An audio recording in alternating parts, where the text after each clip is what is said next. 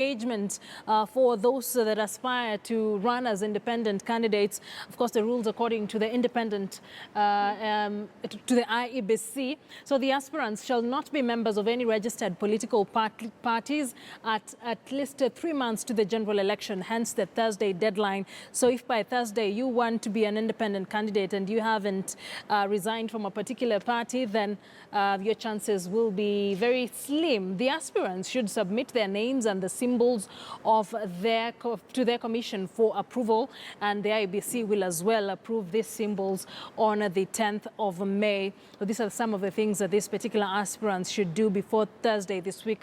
That's just about 2 days from now. One should have obtained clearance from the Office of the Registrar of Political Parties, confirming that they are not a member of any registered political party.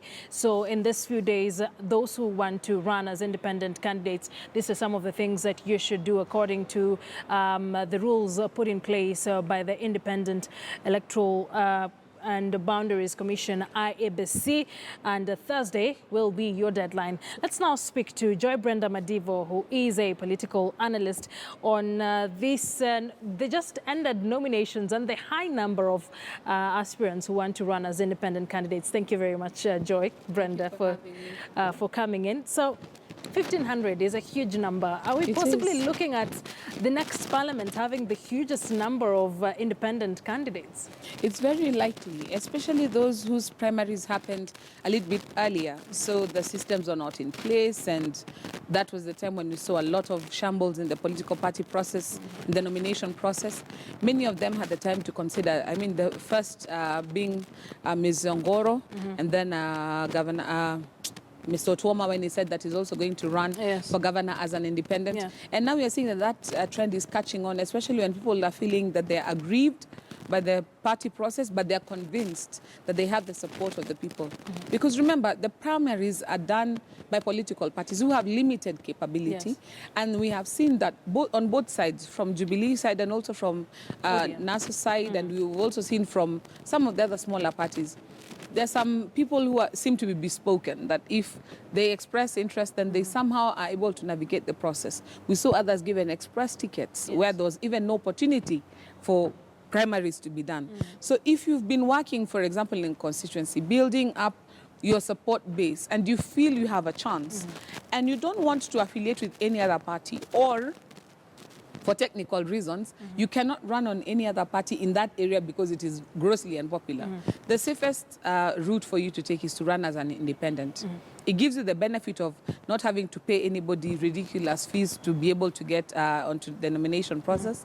But also, over and above that, it gives them the opportunity to test their muscle with the people directly. But really, what does this mean for them? We live in a country where some people will just vote for you by merit of the party you are on. So going independent, is that not a political gamble? It is a gamble, but it's a gamble that might pay off. Because look at how these nominations have gone. This has been one nominations where we have had a record number of turnout. People have wanted to have their say in who they want to see on the ballot. And that is what is giving some of these candidates the confidence, because they're thinking, I had the numbers, but somebody cooked extra numbers and gave themselves support that they did not have. We saw like Governor Mutua trying to be returning officer for Wiper the other day and trying to say, I mean, if I do the math, even I don't see how this worked. So there's some people who are saying, look, the nomination process may have given some people more than they ought to have had. But you see now with IEBC, it's a different kettle of fish, because it's a lot more difficult to do this. So you find that the independent candidate may be thinking, if I roll the dice with the people directly, I may be able to find my way into parliament or to wherever. Because remember, even in this parliament, we have 4 independent candidates who came in purely on merit. And for those, they have given others the courage to say, look, a political party is a vehicle to get you to where you want to go. But now we have an opportunity where you can petition directly to the people, because in Kenya, political parties are not mature enough to be independent institutions. They still have owners.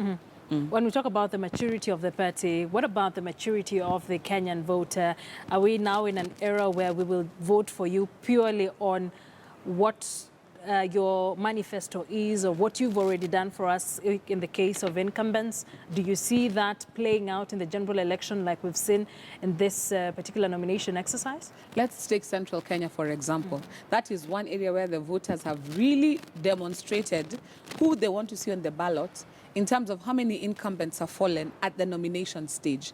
The Kenyan voter... Almost all of them but one. Exactly, Yeah. apart from Mwangi. When you look at the way the Kenyan voter has matured, they've gotten to a place where they'll take your money, they'll come to your rallies, but they're getting to a place where they're happy to speak their mind. We saw even in Migori, we saw in other places where people are saying, if you insist on subverting the process, eventually we're going to punish you when it came to the ballots. In Kisumu East, you saw the protesters were saying, if you do not give us the people we want, Uhuru tena. And these are things that are helping us understand that the hold that politicians had on people is actually coming to a place where it's a very loose bond now, where they have affiliation, yes. But if you don't seem like you're paying attention to what they're saying, they're not afraid to punish you. And people have learned that their vote is what is giving them power, which is what explains why they would take time off work to line up and participate in the nomination process. So the Kenyan voter is definitely maturing. The messages that are coming out is that we want to see progress on our side. It cannot just be on your side. All right, we'll get back to that. Let's now take a look at another issue. Before we dissect into it, let's